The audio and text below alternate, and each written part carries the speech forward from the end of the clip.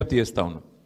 ప్రధాన ప్రతిపక్షంగా మా పాత్రను మీరు గమనించారు. ప్రధాన ప్రతిపక్షంగా మేము గెలవాలని కోరుకున్నాం, సహజంగా గెలుస్తామని ఆశించినాం. బట్ ఎలాంటి నిరాశ లేదు. మా పని మేము చేసుకుంటూ పోతూనే ఉంటాం.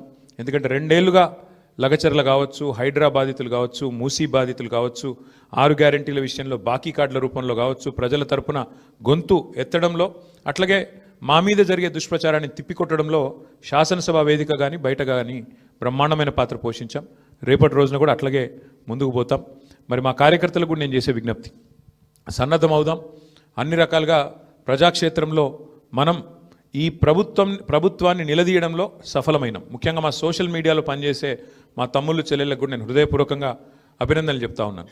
సోషల్ మీడియాలో మీరు చేస్తున్న పని, మీకెవరికి నేనేమి పార్టీ తరపున జీతం ఇవ్వడం లేదు, మీకెవరికి నేను ఇచ్చేదేమీ లేదు. అయినప్పటికీ వాలంటరీగా పార్టీ మీద ఉన్న ప్రేమతో, నాయకుడు కేసీఆర్ గారి మీద ఉన్న అభిమానంతో మీరు చేస్తున్న కృషి, మీరు చేస్తున్న పని ఏదైతే ఉన్నదో మనస్ఫూర్తిగా నేను మీకు కూడా ధన్యవాదాలు తెలియజేస్తా ఉన్నా. అట్లాగే మా పార్టీ కార్యకర్తలకు, మరి మా గులాబీ కుటుంబ సభ్యులందరికీ నేను చేసే ప్రార్థన, దీంతో మనం నిరాశపడవలసిన అవసరం లేదు, బాధపడవలసిన అవసరం లేదు.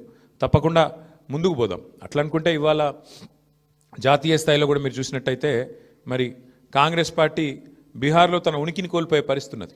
కాబట్టి ఇవన్నీ సహజం, గెలుపులు ఓటములు సహజం. దీన్ని ఏదో పెద్ద సెట్ బ్యాక్ లాగా చూసుకోవాల్సిన అవసరం లేదు. తప్పకుండా మరింత బలంగా వద్దాం, ముందుకొద్దాం.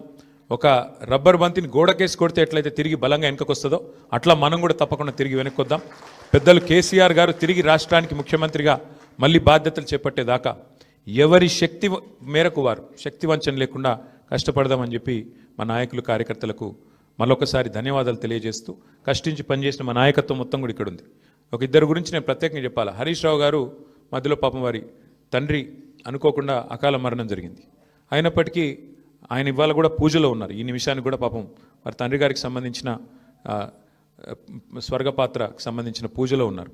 అయినప్పటికీ ఇంట్లో ఉండి కూడా ఆయన కూడా చాలా కష్టపడ్డారు. వారితో పాటు ఇంకా చాలామంది, మా రవీంద్రరావు గారు మా ఎమ్మెల్సీ, వాళ్ళ సొంత అన్నగారు చనిపోయినారు. అన్నగారు చనిపోతే కూడా ఉదయం పోయి సాయంత్రం వచ్చినారు. అంటే అంత కమిట్మెంట్తో మా నాయకత్వం పనిచేసింది. అట్లా ఇంకెంతోమంది ఉన్నారు. నేను ఒకరిద్దరు పేర్లు చెప్తున్నాను, ఏమనుకోవద్దు. ఎంతోమంది నాకు తెలిసిన 2 ఎగ్జాంపుల్ చెప్పినాను. ఇంకెంతోమంది తమ తమ కుటుంబాలను వదిలేసి దీపావళి కూడా పోకుండా, మా నాయకులు హైదరాబాద్లోనే ఇక్కడే ఉండి దీపావళి పండుగ కూడా పోకుండా, కుటుంబంతో ఉండకుండా జూబ్లీహిల్స్ నియోజకవర్గంలోనే మకాం వేసి పనిచేసినారు. వాళ్ళందరికీ కూడా నేను శిరస్సు వంచి ధన్యవాదాలు తెలియజేస్తా ఉన్నాను.